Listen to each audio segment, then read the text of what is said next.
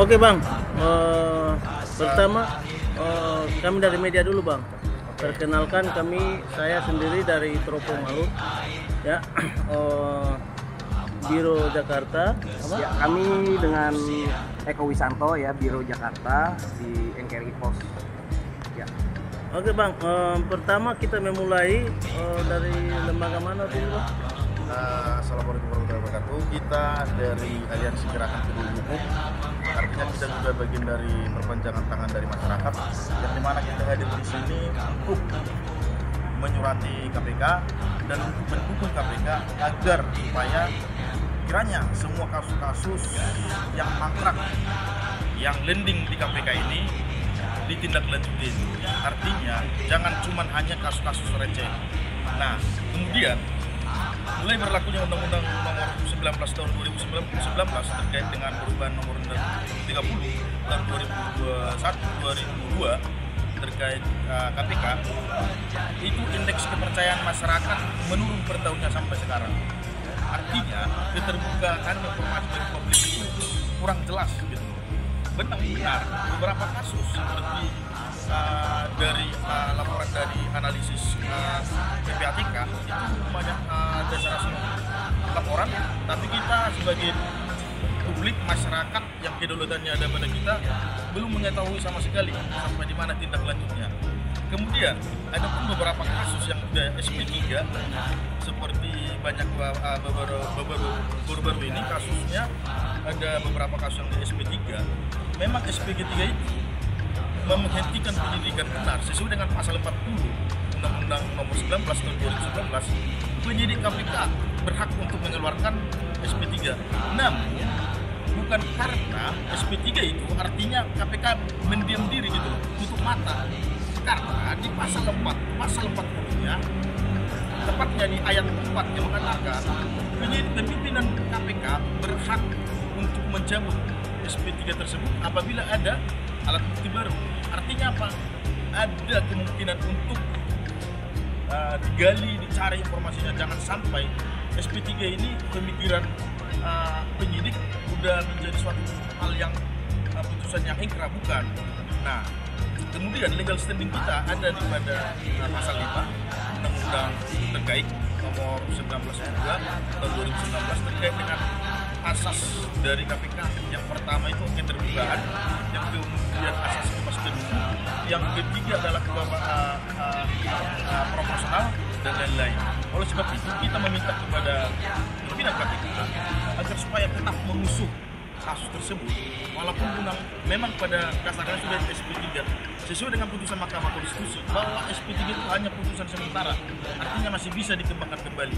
Memang benar maksimum 2 alat bukti, tetapi 2 alat bukti itu menurut saya gampang sesuai dengan pasal 184 itu, bahwasannya keterangan terdakwa juga bisa dijadikan bawah bukti di bawah persidangan, yang dimana majelis hakim bisa memutus suatu perkara dengan 2 alat bukti saja.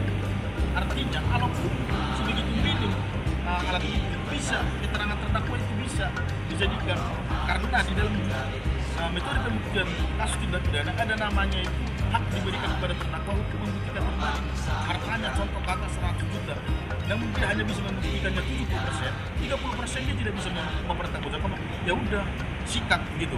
Jadi itu yang ingin saya sampaikan, karena oleh kepemimpinan baru KPK, oleh sebab itu kita selalu mendukung agar senantiasa terus memperjalankan ataupun menjalankan segala satu laporan yang disampaikan KPK. Jadi itu ada yang mungkin saya tambahkan sedikit lagi.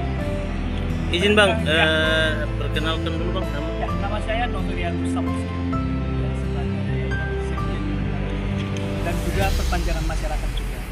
Nah, dugaan perkara yang mangkrak ini kan seperti yang disampaikan Kakak sampaikan menjadi hutang oleh para KPK. Ya, kenapa yang katakan hutang? Ini dugaan saja, ya. Karena masih banyak analisa atau hal-hal yang kita perhatikan terkait dengan hal tersebut. Contohnya yang mangkrak, contoh ya Pak ya. Contoh yang mangkrak dugaan korupsi bank senturi itu sebenarnya masih mangkrak. Nah, kemudian apa lagi? Dugaan suap pemilihan deputi gubernur Indonesia. Kemudian apa lagi? Dugaan suap proyek sistem komunikasi radio terpadu Tapi kalau saya sampaikan secara keseluruhan, Pak, rasanya tidak logis. Jadi kami sebagai masyarakat ingin KPK kembali kepada jati dirinya deh. Dan maaf, jangan berpolitik. Jangan seperti yang disampaikan rekan saya tadi, hanya kasus-kasus receh. Kesannya berpolitik, kesannya begitu Pak. Tapi kita mau KPK menjadi jati diri yang sebenarnya, seperti disampaikannya tadi, KPK harus transparan, KPK harus terbuka dan ada laporan. Karena kita masyarakat ingin mengetahui sampai sejauh mana kasus-kasus yang cukup dugaan Pak. Sekian. Itu yang Abang jelaskan tadi menjadi bagian dari harapan dan dukungan untuk KPK sendiri sebagai lembaga pemberantasan korupsi dalam rangka lebih mengutamakan pada aspek independensi daripada berorientasi pada kepentingan politik ya. Nah, jadi kita mau ini KPK ini yang independensi seperti yang Bapak sampaikan. Karena kenapa Pak? Karena sejauh yang kita lihat di media, kita sebagai masyarakat hanya melihat kasus-kasus politisasi aja Pak. Jadi kita mau kasus-kasus yang kita sampaikan tadi yang mangkrak, tidak mungkin saya terangkan satu persatu karena cukup banyak, dugaan saja Pak. Mohon diselesaikan, jangan sampai di SP3 kan, karena ada batasnya Pak. Hanya 2 tahun. Dimungkinkan bisa jadi apa? SP3. Jadi kami mendukung tetap KPK untuk bekerja secara profesional, menjadi jati dirinya, menjadi independen. Harapan kita sebagai masyarakat seperti itu. Oke Bang, bentar dulu Bang. Sejauh